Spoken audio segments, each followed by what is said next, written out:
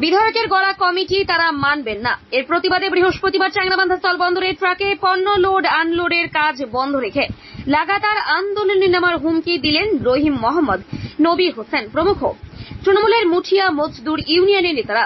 উল্লেখ্য, আজ বুধবার দুপুরেই তৃণমূল কংগ্রেসের মুঠিয়া মজদুর ইউনিয়নের চ্যাংড়াবান্ধা শাখার নতুন কমিটি গঠন করা হয়।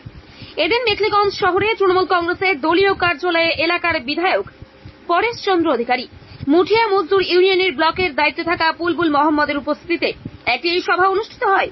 সেখানেই আলোচনার মাধ্যমে 23 জনের নতুন কমিটি গঠন করা হয়। ওই কমিটিতে হবিবুর রহমান হবিকে সভাপতি, সঞ্জয় দাম মনাকে চেয়ারম্যান করা হয়েছে। এলাকার গ্রাম পঞ্চায়েত সদস্য অসীমা নন্দী, অপর্ণা সরকার, শুভঙ্কর ঘোষ এবং ফয়জার রহমান, আব্বাস আলী, রাজু মোহাম্মদ, বাদল রায়কে উপদেষ্টা কমিটিতে রাখা হয়েছে। সম্পাদক করা হয়েছে নুজার মোহাম্মদকে। এরপরে এই সন্ধ্যায় চ্যাংড়াবান্ধায় বৈঠক করে ওই কমিটি গড়ার প্রতিবাদ জানিয়ে